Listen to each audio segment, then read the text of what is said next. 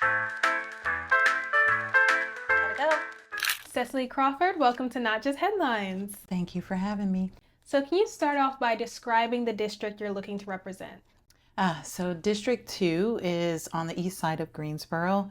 It is predominantly Black. Most folks who vote in my district are 60 and over, hoping that we can expand that demographic. Also, we have North Carolina A&T State University resides in District 2, as well as Bennett College. That is the area that I live in. It can go out as far as Reedy Fork, and as close as parts of downtown. And what inspired you to run for office? So I am born and raised in District 2, Douglas Park area. There's been a lot of development across the city, but I feel like my part of District 2 and my part of Greensboro has missed out on a lot of that development. We have a greenway that's being built out. It's almost done, just about done. And there is a lot of luxury housing being built around it. And I worry about historically Black communities being displaced if we don't have a seat at the table and if we don't talk about some of the ways that we can keep people in their homes. I'm also running because I do a great deal of organizing with tenants and homeowners to be able to stay in their homes, and really need to be able to sit at the table and bring people in to talk about what it is that they want built in their community, how they want their housing built, and how they want their communities developed. And did you always see that displacement of like District 2 kind of being left out of the conversations? As long as I've been alive, yes. Born in 72, raised by educators on Pearson Street. I remember my grandmother and I having to go to the bus stop to go over to Friendly to get groceries. So that's just like one example of how we've been left out. And what has been your past professional experience? And was there a moment where you're like, I want to be a public servant now, or has that always kind of been your drive? No, I never thought about being running for office. I ran in 2022 against the incumbent, who was Dr. Wells. And I won't really say that it was against Dr. Wells. It was for a different strategy in bringing in my community, especially younger folks who are working class at this point, who are trying to find ways to stay here, and also the students that are graduating and including my own children. I have a 30-year-old and a 25-year-old, and they're finding it difficult to gain footing, and I don't see that they'll be able to buy housing.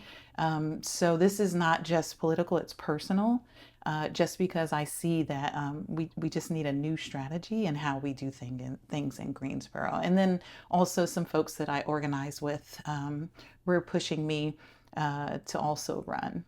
And so before 2022, what did your life look like in like the community and how you interacted and the kind of conversations that you were hearing that kind of led to that point?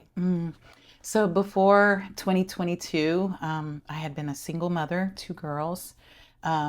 We struggled with housing. I had a pretty decent job that I worked for 14, 15 years in corporate, and was still just struggling, right? Struggling with healthcare, struggling with childcare, struggling with housing, struggling with wages, just all of the things. And I was so frustrated because I did everything that people told me would set me up for success, which is going to college, getting degrees, being prepared to be professional.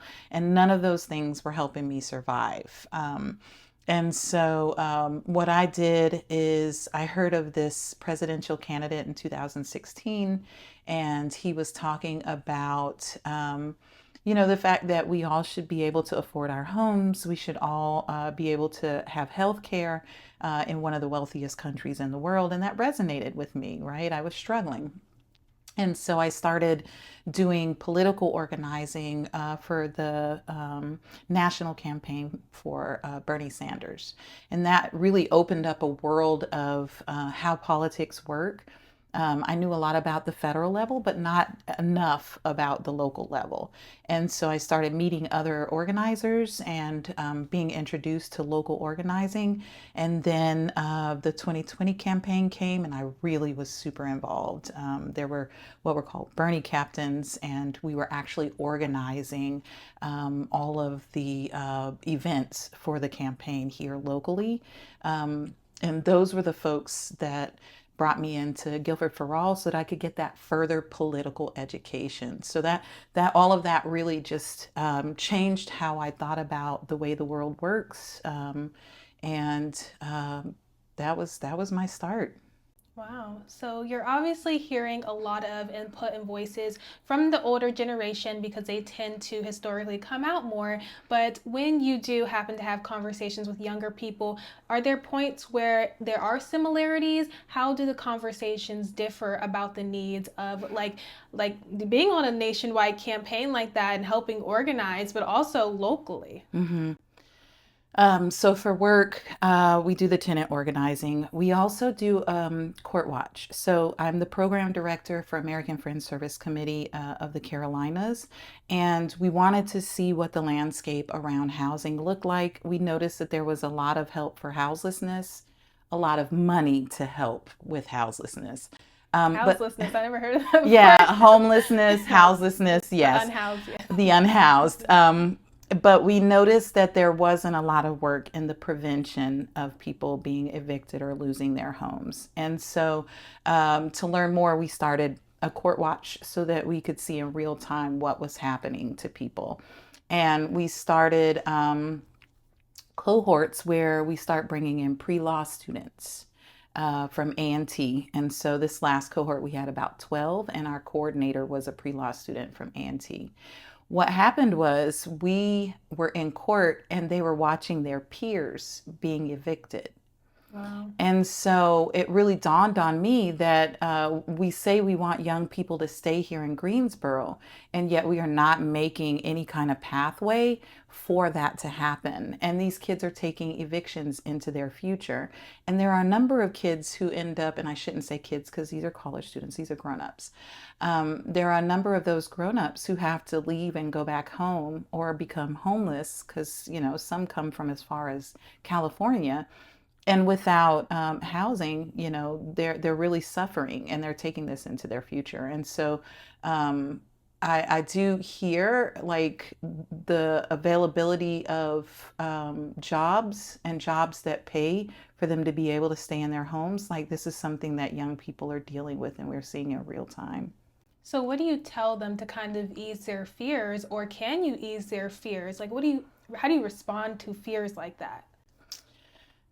As organizers, we can look for ways to work with the city and the county for programs that can support them. We can talk to the colleges and find out how they can provide more student housing, because most of these are kids who are at the whim of what we would call non-compliant landlords, right? Some people would call them slumlords. And we hear complaints every time that a semester starts, like I won't say the name of the complexes, but we hear the same ones over and over again. And so it is also about getting the city to do more about holding these landlords accountable, so that when the students do have the money to pay the rent, they're not paying for extra things like repairs and supplies to clean up mold and take care of pests and things like that. So what we tell them is to help organize to make their situation better, but the rest of that will come from having elected officials that care and have compassion about how these students start out. So did you run on that premise in 2022? I didn't. Wow. I didn't. I wasn't doing, we weren't doing court watch at that point. So we weren't engaging young folks. And I think, I noticed that was a problem, right? And so just trying to find ways to engage younger folks and hear their concerns. And then after hearing their concerns, beginning to think of ways that we could fix them, and finding that a lot of them really need to be done through the city and the county. So it was about 121 votes, correct? That 121 Okay, yeah, votes. that's very, very close. So if we get these young people, it can sway elections in big ways. So what do you think, or what are you taking from that campaign and bringing it in to this one that you're currently doing? Um, so we have begun engaging younger folks into the campaign. So that's the first thing, is getting younger people involved and engaged and excited about, the voting process and candidates, right?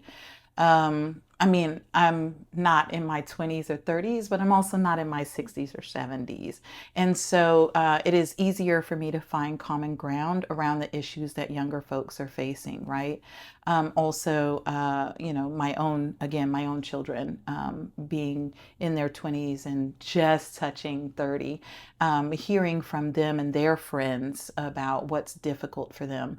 But I think that when we bring younger folks in and help them find some responsibility and ownership of the process and voting and finding exciting candidates, I think that that's when we'll get more willing to vote, right? So how do we close that gap realistically? Because you did mention housing and the programs that you're able to talk to the city about, but it seems like it isn't just like housing, it's the food, it's just the cost of living in Greensboro. So if someone came to you with those concerns, what would you tell them that a city council member could do for them? Right. So around food insecurity, the thing for most of the students that I've met that live in East Greensboro are they are facing the same issues that we have been facing for decades, and that is the lack of infrastructure. So that's not just the food insecurity, it's also the transportation, getting from housing to campus and so on. My answer is always the same. If we're not sitting at those seats, in the council, or we don't have champions or people willing to hear us, then they'll continue to govern the way that it's always governed. And so they have to be involved. If they want things to change, they have to be involved. And you talked about a Greensboro that puts people first. So what does that look like for District 2, like within a year? So first off, there are a number of building projects. People don't know that they can be a part of the process as how things get built, right? Do you want to see swimming pools at a complex? Do you want it to look sterile and institutional, or do you want it to be something that fits the community? I want people to know, and I want builders to know, that both parties need to be at the table for that, and that the city needs to make sure that the people who live in those communities know what's happening, being very transparent and open. When we're talking about wages, we need to increase the wages of our city workers, because when we increase the wages for our city workers, it has the effect of spreading across private sectors, right? It helps to increase wages for everyone else. When we're talking about food, I mean, here we are, tariffs and inflation. What used to cost me $40 at Food Line is now like $80, $90. It's ridiculous. But we also have to remember that we have community gardens. We have one of some of the best farmers markets. And so we have avenues to increase food supply. We just need to figure out how to further invest in them and make them more available. So you've expressed that District 2 is being treated as some sort of afterthought compared to other districts. Where do you think that shows up specifically? You touched on it a bit of like, things are being built around District 2, but what else will people might not notice until you point it out directly? Mm-hmm. Um, I think some folks don't pay attention to the fact that they have to drive to what they need, whereas there are communities in other districts where it's walkable and they can walk to what they need. So they can walk to the grocery store, and they can walk to a place to go and grab maybe a shirt for the next day, right? Also, a thing that they may not notice is that how far spread out the bus stops are and how difficult it is to get across town. Um, Also, the parks, right? The parks across town are big and beautiful, and we fight to keep that over here. One of the things that we asked for was a deferred maintenance fund for Parks and Rec, and that's to replace playground equipment, making sure that our parks are safe, right? And that's been difficult to get from the city. Um, and I think also one of the things that people don't recognize about District 2 is just the cultural history and just how beautiful and rich that is, right? So yeah, those are just a few things, just a few things. And you talked about the food desert a bit. How would a person know if they're living in a food desert, and how would they get help? Or isn't there another word other than food desert, or is that the correct terminology for Food it? desert is usually what's used. And Okay. basically, what that means is that food is not accessible within a mile radius. If you can't walk somewhere and get fresh, clean produce, then you're probably in a food desert. If what you see around you is a Dollar Tree or a Dollar General, you're probably in a food desert. And then looking at the next city budget, what are some of those investments that should be? Because you have a lot of things that people want to tackle, but how do you tackle it realistically coming in, especially as a new person? Mm-hmm. Have you looked at the budget a bit and kind of being like, okay, when I come in, I want to do this, this, this, but you also, there's going to be a lot of voices that you're going to have to collaborate with. So what does that first 90 days look like? And then what kind of investments are you looking to put in the budget? Mm-hmm. So the first 90 days for me are one, to look at how we can make sure that people are not being displaced. That's the first thing, is trying to keep people where they are as we look at where all of the places that District 2 is bleeding, right? And let's just be honest, it's bleeding in a lot of ways. But the first 90 days, so one of the things that we did where I work is we fought for monies for an eviction fund for legal aid to be in the courthouse so that we could slow down the number of evictions. We also asked for $1.5 million for rental assistance, and we got 1.47. What that taught us was how to read the budget and how to see where monies and surpluses are, right? A lot of folks don't know that the ARPA funds or the American Rescue Plan funds, those were restricted, but there's interest on that money that is not restricted, that we can look at ways to use that to help staunch the bleeding as we start to look upstream, and ways that we can do long-term strategic planning to help make sure that people are able to stay in their homes, so that we can look at how we strategically plan in District 2 to rebuild the infrastructure that we need, right? Recently, Washington Elementary was slated to be closed. And so that property is there, that space is there. It wouldn't be difficult to think of how we could build some kind of infrastructure for the community around it now that that space is open. And I think those are the kinds of strategies and planning that we need to do. Starting in the first 90 days is accessing what is available and open and looking at ways that we can rebuild that infrastructure and what monies are available. Absolutely. And how are you prepared to collaborate with the different strong voices on the city council, because it is a collaborative effort? So how will you still represent your district but also look at the city as a whole? Mm-hmm. I think first of all, we're going to have a conversation about equity. And so those strong voices are going to need to understand the history of how the disinvestment has been for District 1 and District 2. As an organizer, I'm very used to having to speak to people across the aisle, people that I may not like or that we're not aligned. But one of the things that you can always do is come together on an issue that affects across class, across party.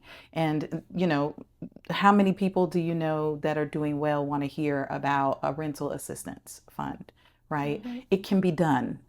It's just cooler heads have to prevail, and some political education and some historical education needs to be had at the city council level. So, at the end of your first term, if you get into office, what specific outcomes do you want your residents to hold you to? And when you are setting these goals in place, how will they be measured so people can keep you accountable? So I believe that it comes down to being accountable, transparent. One of the things that I definitely want to do is to have consistent town halls. And then also, when we're talking about young folks, going to social media to be able to give updates about what's happening. One of the things that I loved about Justin Outling is he did the I think it was like coffee, or I can't remember, but he had the little updates, and it was really helpful for me because I'm working a ridiculous amount of hours. I don't have time at the time that he was doing that to keep up with every little thing. And he just broke it down in a way that was understandable. And I think that's what our folks are looking for.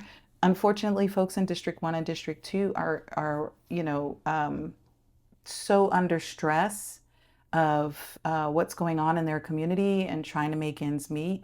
They don't have time to watch every little piece. We call those folks wonks, people who watch everything about politics. And I think that if you want to serve and respect people and really hear what they have to say, you need to be able to break down what's happening and then give them a chance to give feedback. And that's something that we do in organizing, and it's something that I'm looking forward to, is bringing folks into the process. And you kind of touched on this kind of a bit, but if someone my age, a first time voter per se, approached you on the street and was like, okay, there are so many candidates, I'm getting overwhelmed, but I just want to ask you right now, why should I give you my vote? What would you say? Yeah, we're going to have a conversation for sure. First of all, I want to know what's important to them so that we can have a conversation around what is important to them. But I've worn a lot of hats, and the very basis for everything that I do, whether it's environmental, whether it's wages, whether it's housing, transportation, the very core of it is that we all deserve the dignity of being able to thrive and live our full lives. And so I I really would want to know what that young person is dealing with and how we can work together to address that. And sometimes it's as easy as bringing them into the city and letting them meet the staff around the thing that they are most worried about, and just getting a full understanding of what can be done and then how we can do it. But I think I'm really excited about the prospect of younger folks becoming engaged in the process. And once in the seat, just looking at ways that we can bring college students and high school students more into the meetings and into the council sessions so that they can understand how their city works fully, right? And how they can be engaged. Well, thank you so much for joining me today. Thank you for having me. Hi Lilybugs, I'm Lily Otis, journalism student and founder of Not Just Headlines. And did you know that 95% of the people who watch our videos aren't even subscribed to the YouTube channel? And if we've helped you at all, we're just asking you to do one thing to support our mission: subscribe, because we want to make sure that everyone is voting local, not just headlines. Monica Walker, welcome to Not Just Headlines. Oh, great. Thank you. Glad to be here. So can you describe the district that you're looking to represent? Like someone who's never been on that side of town, how would you describe it? So District 2, very, very interesting question because it runs from the southeast end of Greensboro and it runs all the way back up to the northeast side as well.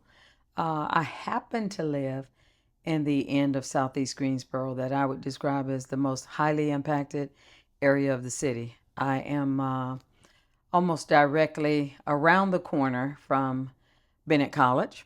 My house runs very close to that. And, if I walk one block east and south, I'm going to see some of the most incredible decline that characterizes a community. Abandoned houses, houses in disrepair. I'm just gonna notice all of the particulars of the way people would describe a community that is absolutely on the decline. But if I walk immediately to my left, and this is the corner from my house, were I to walk to the left, I'd find what a few years ago, and not even a few, perhaps even a decade or more ago, around the time I moved to Greensboro, which I've been here. I'm a resident of Greensboro now for about 22 years, but I'd be approaching the South Side. One of the great investments on the part of the city to kind of redevelop and restore an area of this community, but it's also an area that spelled gentrification. That's one end of the district, were I to talk about District 2. But then I can also simultaneously, in most of the southeast end of Greensboro, I'm going to talk about, again, highly impacted, from, as I have said, the condition of housing, abandoned property, ill-kept streets. We've got a couple of parks that, for the most part, lack anything that would be inviting and interesting to children, accessing, going out to play in a park.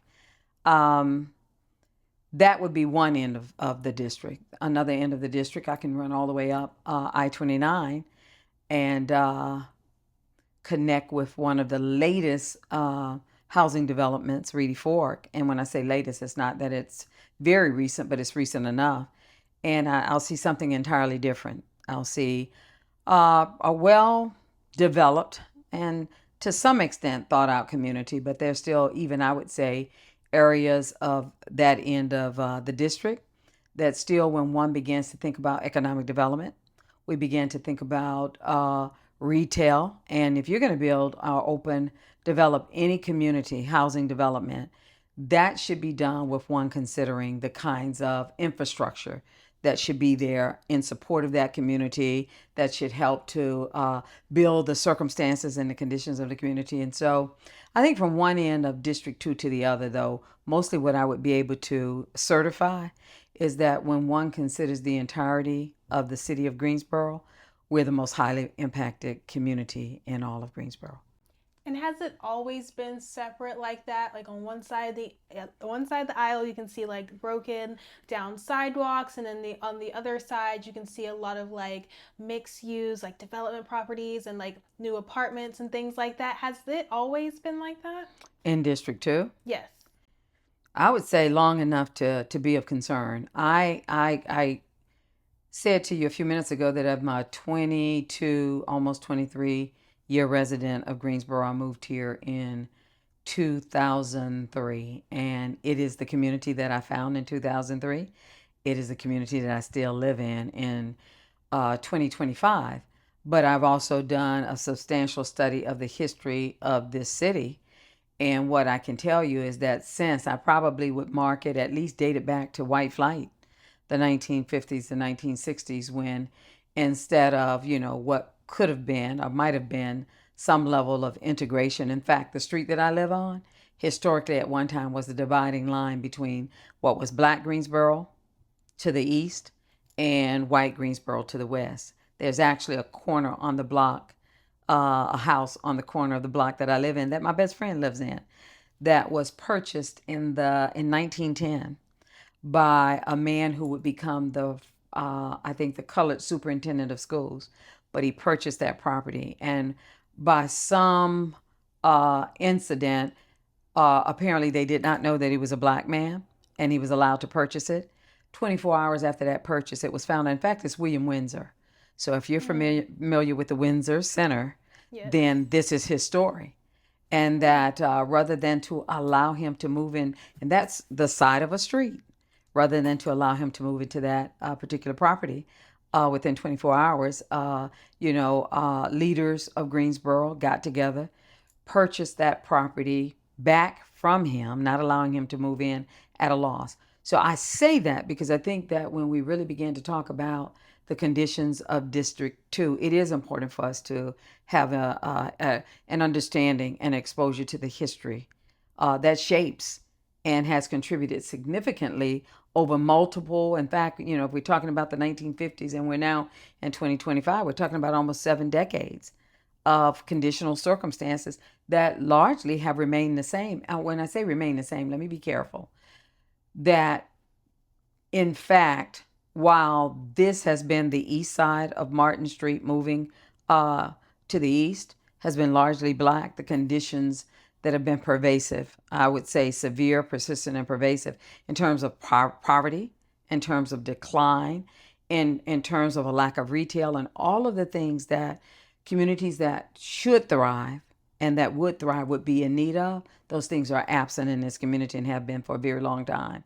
But if I would also go deeper still, I also could go back to a time in the history of Greensboro when we talk about the East Greensboro development. There was prosperity, and we have to ask ourselves, what is it that happened to what once were thriving businesses located along East Market Street that were predominantly owned, managed, operated by Black people? What happened in the history of this city that no longer exists?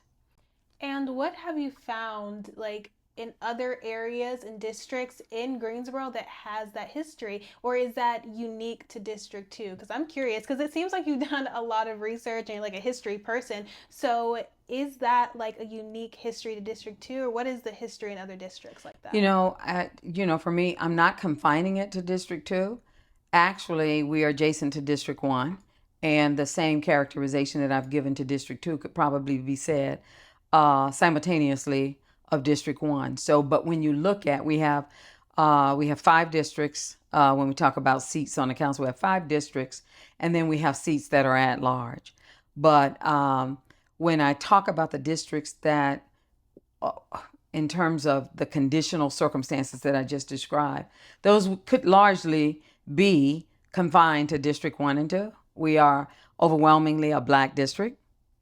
We are overwhelmingly, unfortunately, characterized by the poverty that exists in that district.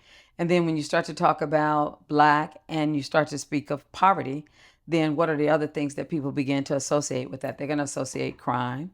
They're going to associate, all of the decline that I've described in your previous question. All of that would be District 1 and 2. So it's not just District 2. But when you begin to talk about the concentration of it, you are absolutely speaking of District 1 and 2 in the city of Greensboro. And what has kept you in District 2 so long? I mean, what about the community really feels like home to you? So I'm so glad that you asked that question, because when I moved here in, again, 2003, I moved at first to District 2. It was the first stop that I made here. But eventually I would move outside of District 2 to some other areas of Greensboro, far more prosperity. When we start to talk about the landscape of those communities, the housing circumstances of those communities, they were very, very different. I moved back to District 2. I was living in another area of Greensboro for probably what amounted to about maybe 7 years. But I moved back. I moved back for 2 reasons: at the invitations of friends who had a vision that said, we need to reclaim our communities. We need to contribute to the redevelopment of our communities. And really, the only and the best way to do that is to be in that community. So when I moved back, I purchased a house that had been abandoned for a very, very long time. Some even would say that historically my house was once the crack house. Of course, I purchased that house, I renovated that house, but I moved back with the intent of becoming involved and immersed in every effort that was aimed at really redeveloping and reinvesting in District 2, in the community that I now live in. And who were those friends? Were those friends like people who were very like community, like really active community Absolutely. leaders? Okay. So how have you been active in the community after coming back and being here so many years? I often say to folks, so the intent to move back, even purchasing a house and redeveloping a house is not necessarily a community engagement. It's what you do as a result of relocating yourself to that community. One of the things I knew I was going to have to do was to get involved in every effort of representing the issues of that community to all of the places that decisions get made by leaders. So I often say to folks, in the years that I've lived in this community, in fact, I would even say fundamentally the entirety of my time here in the city of Greensboro, that I've represented issues at every level of city government, from the city council to the county commission, to the school board, to the redevelopment commission, to the parks and recreation, and on and on and on. Because there isn't one level at which decisions get made where there's not concerns represented in the larger community that I live in, where, I mean, on a week to week, month to month basis, we are constantly having to bring something to the attention of officials who get to make decisions about whether or not whether it is the repair of city streets, whether it's about the location of bus stops, whether it's about whether or not the street lighting is working, whether or not it's about abandoned property, code enforcement on that abandoned property.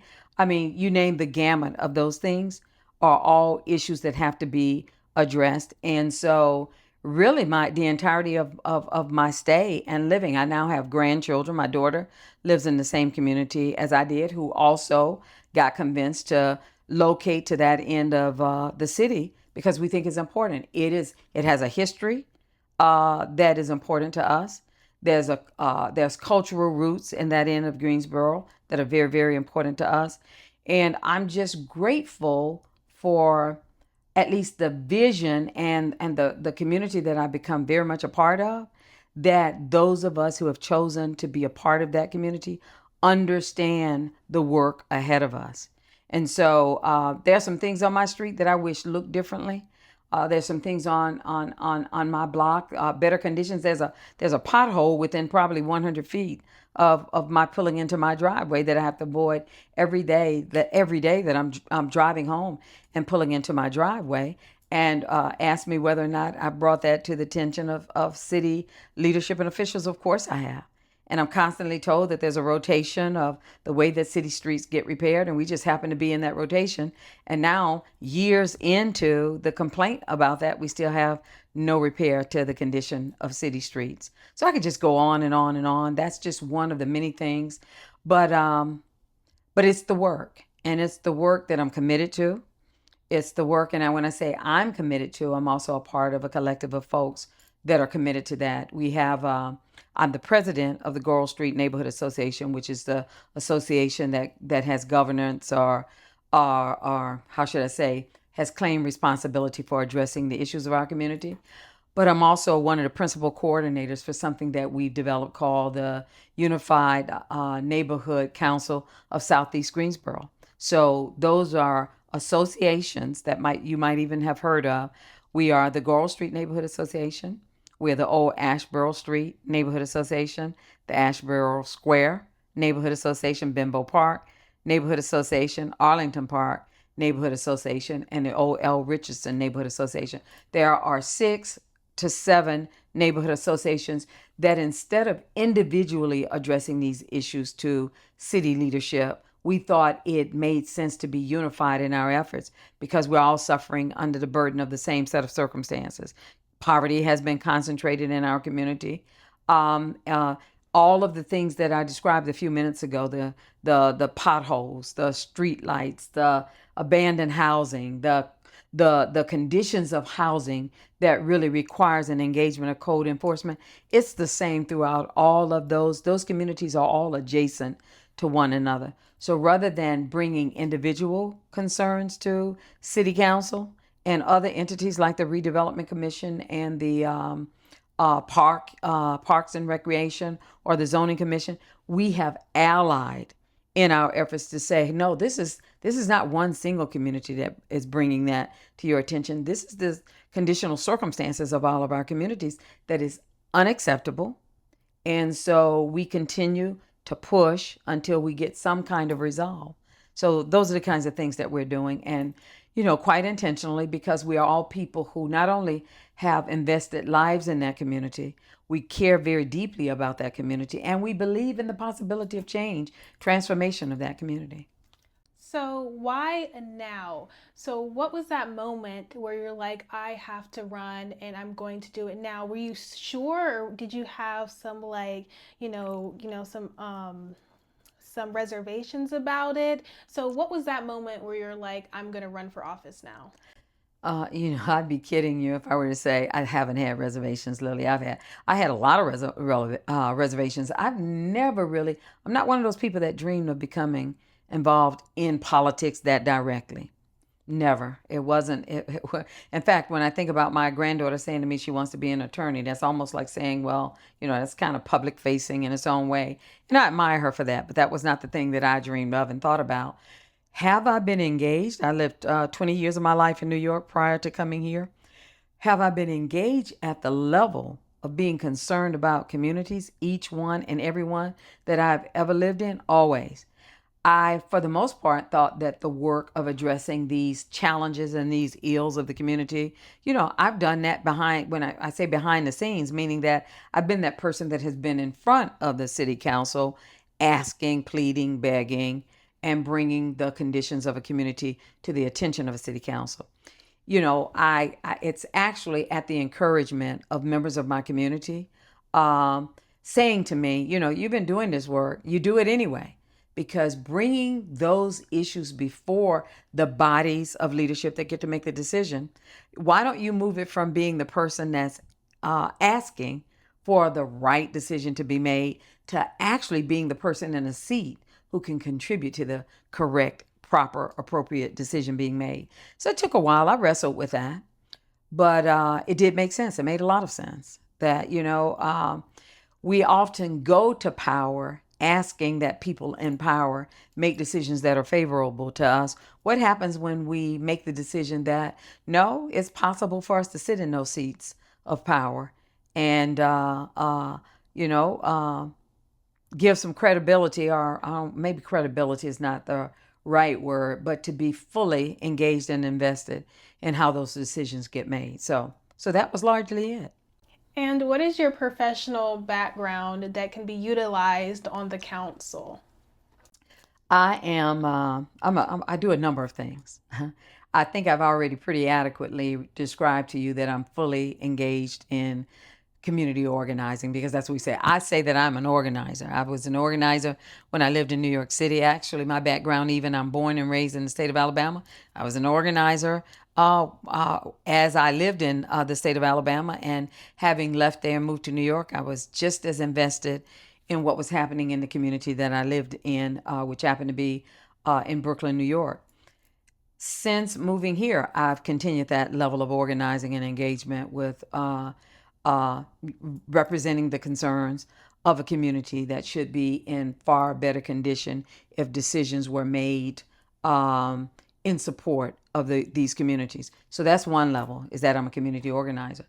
The other thing that I've done professionally is I've served my most recent job that I retired from was actually I served as the executive director of the Office of Diversity, Equity, and Inclusion for Guilford County Schools, which is in its own way still representing issues of people often left out, people often marginalized within a system. I did that work inside of Guilford County Schools. I represented the issues of our marginalized populations, or more often than not, people of color or people on the end of the poverty spectrum. That was one representation. I am also, for the last 30 years of my life, I got involved in this work when I was living in New York. But for the last 30 years of my life, I've also been involved with multiple groups or organizations that have been heavily invested in addressing structural and institutional racism in this country.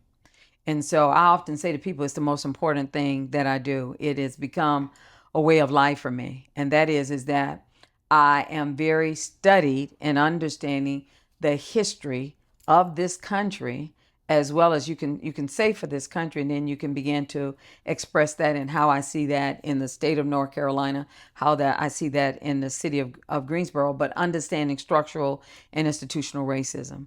What is it in the way that we developed as a nation that has given concentrated advantage to one group and concentrated disadvantage to other groups? And it doesn't matter where you are in the United States. You would see that in New York City. You would see that in Alabama. You would see that in the state of North Carolina. That is a reality of the way that we developed a nation that we need to understand. And when we understand the systemic arrangement, we say the politics of that arrangement, and we say that it is a racial arrangement, all of that has helped to inform our understanding of why the condition of communities across the United States, you can go anywhere in any of our states, any of our cities, and you're going to find what you see present here in Greensboro are going to be the same manifestations that I would see in Chicago, that I would see in Los Angeles, that I would see in Miami, because it is the structure and the arrangement of what we've done in terms of a racial arrangement, in terms of an economic arrangement, in terms of a political arrangement. And so I think all of this has just kind of facilitated the way that I see the work ahead, were I to be elected to the city council, that is the work. And I think that when you understand that, we have often blamed people for the circumstances of their community. We're very adept and skillful at that. We say that the reason these communities look the way they do and the deplorable conditions that they're in, we say it's because of what people don't do. People don't value their communities. People don't work hard. People don't value education. And I say, no, it's far beyond that, because that would be true of almost any population. We could find pockets of that as a reality. What we haven't been trained to understand and to examine is the systemic arrangements. How, in fact, the systems of this country, housing and real estate, banking and lending, our healthcare system, our educational systems, you name a system in this country, and I could probably unpack for you a history of how they have contributed to the breakdown of the what do I want to call it? The development of communities, redlining, you name it. I could go very deeply into all of that. And so, what is the biggest issue facing District 2? Because I feel like a lot of times people are either in their district and they don't even realize what's happening in another district or how severe, like the severity of certain things. So, what is something that's like, hey, this is either a big issue that no one is talking about or just an issue that I want to address day one in office? I think the largest issue that I can pinpoint, and that is kind of absorb my focus, is the what I call targeted reinvestment and redevelopment. The city right now is talking about the need for housing, and there's a housing crisis all over the United States. I can't find a city where there's not some issue of a housing crisis and homelessness. Okay, that's very, very real. And so, yes, do we need more housing? Absolutely, we do. One of the problems in District 2 that people can't see or don't see or are unaware of is that we say that affordable housing is important, right? You want to place and create housing that people can afford, so that, some of the issues of homelessness and the cost of housing across the United States has risen exponentially, right? So you want to have affordable housing. The problem that we are experiencing in District 2 is that everybody wants to locate affordable housing to our district. There's a problem with that, is that number one, if you continue to locate affordable housing, which is just a step up from public housing, in one single district in this city, then the condition of these communities will never change. We have Title I schools and what are said to be the poor schools of our city. We got 127 schools in Guilford County, right? Most of the most depressed and struggling schools are mostly concentrated. You can probably find a disproportionate number of those in District 1 and 2. And why is that? Because the circumstances, we say property taxes fund schools, among other things.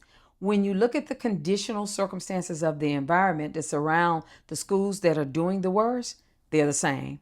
Poor communities, poor schools. Lack of retail infrastructure, poor schools. Lack of adequate services from, you name the kind of services that, in fact, there is from one side of Greensboro to the other side of Greensboro. I live in zip code 27406, or rather I live in, I'm going to be very specific. I live in what is known as Census Tract 112. Every community in all of the city of Greensboro and all across the United States, there are different tracts that define your community. Census Tract 112, when we look at the median household income, when we look at the median age of the residents, the people that live in that community, when we break down the numbers of people that are living in poverty in that community, when we look at single heads of household in that community, you name, I can walk you through the structure of all of those things, and I would tell you at the end of the day, and you compare the census tract I live in to the majority of other census tracts in the city of Greensboro, you will find that the circumstances in my community are exacerbated by poverty. There was another thing that I was going to say that was very, very important that I was getting at. That is exacerbated by poverty, the life expectancy.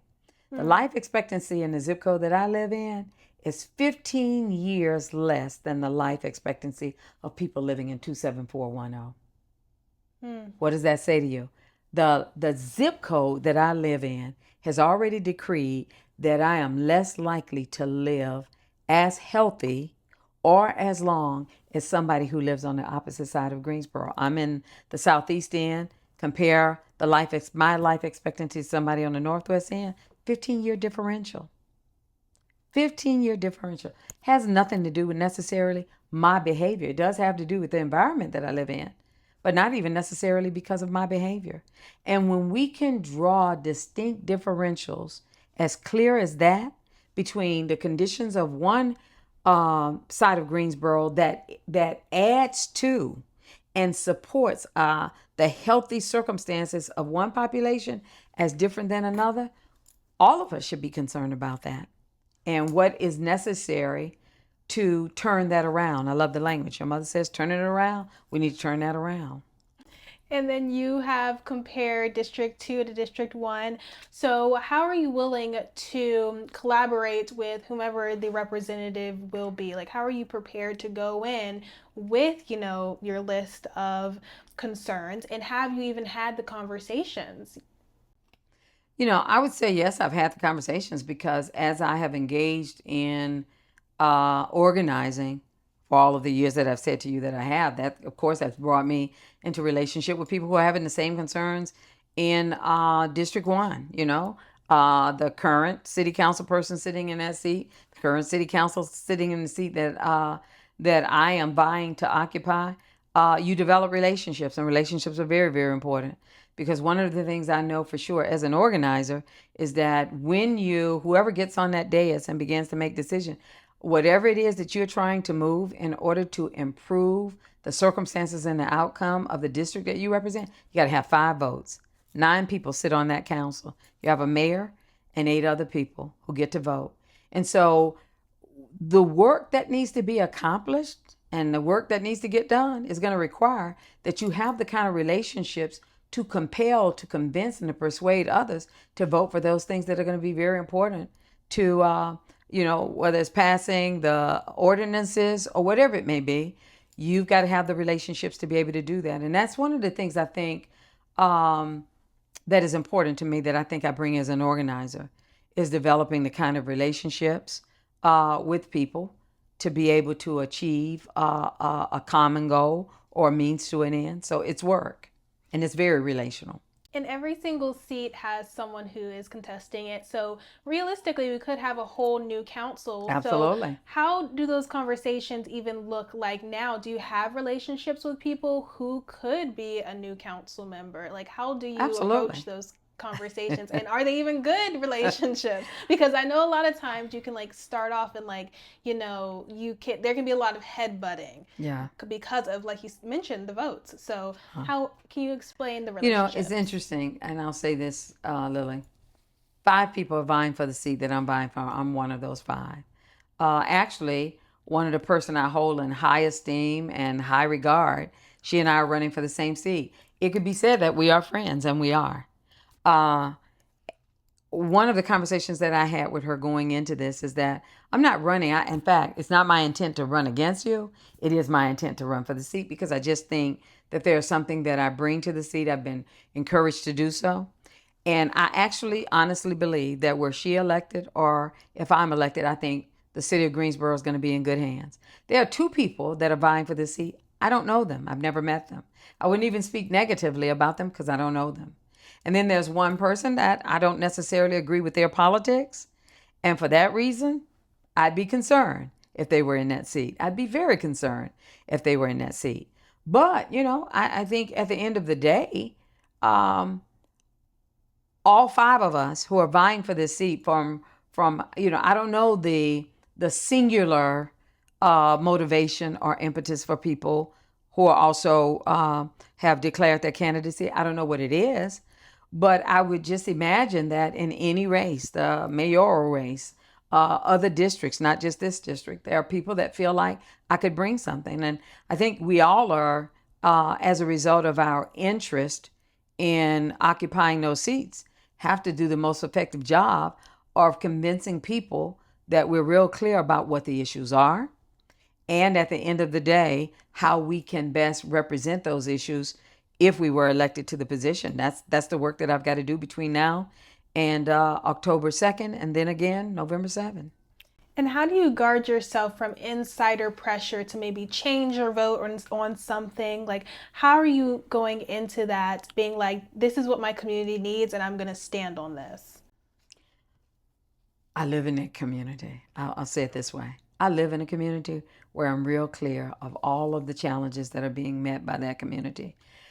It would be very difficult to compromise the vote that I have, the power of that vote, given the fact that whatever decisions I make and how I vote will affect me as much as it will any constituent in that community.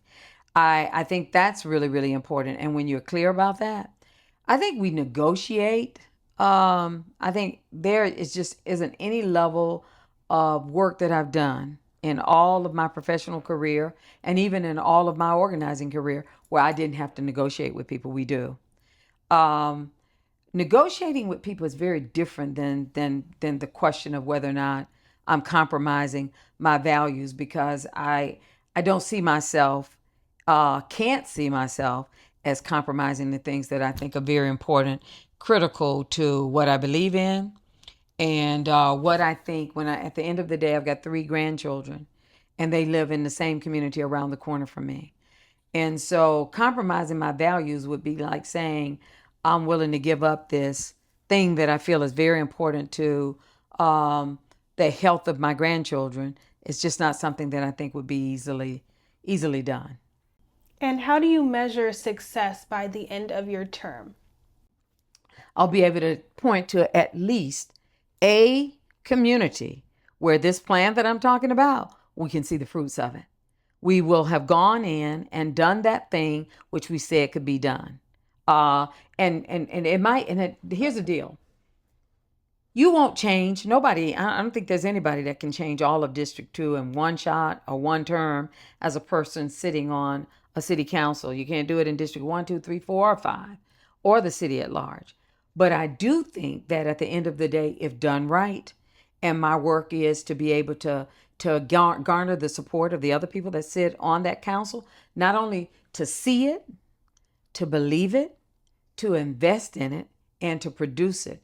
And so I would be disappointed with myself and with whatever council we configure in November if we can't point to one community where we have made that real, where we've made it happen. That's the work. And there's some work that I must admit, and I think in all honesty, we all must admit, we like quick fixes. We've just become addicted to them. It's like quick oatmeal. You don't want to wait for the one that you got to cook on the stove for 30 minutes. You want it in 5 minutes. Well, you're going to get what you, if the instant nature of the product of something is what you're after. Old people used to say, you get what you pay for. This is slow and tedious but meaningful work.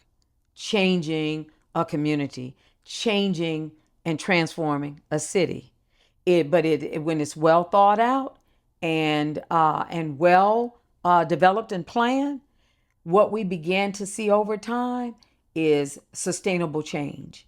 We will have put into place something that is meaningful, valuable, and 30 years from now, when my granddaughter might decide to run for office, or my grandson might decide to run for office, those things that we put into motion will still be, effective and still around. And then if someone approaches you maybe on the street or in your community and they see you're running for office and they're like, okay, I've been thinking about who I should give my vote to. There's so many people. Why should I give you my vote? What would your answer be? I would probably invite them to reimagine with me. It's my tagline that I think we think a lot about the individual things we want and not about the whole and the fullness of what will benefit all of us. I think that I would invite them to reimagine with me all of the things that are important to you that reaffirm that you have access to a good life in the district that we're living in. My goal is that we create that at scale. I got a lot of young people these days doing the business of different kinds of development that talk about doing things at scale. I want you to imagine with me our doing this at scale, that we start with one community where that transformation takes place as evidence and modeling for all of the other places that it can take place. Well, thank you so much for joining me today. Thank you for having me. I appreciate it. No problem.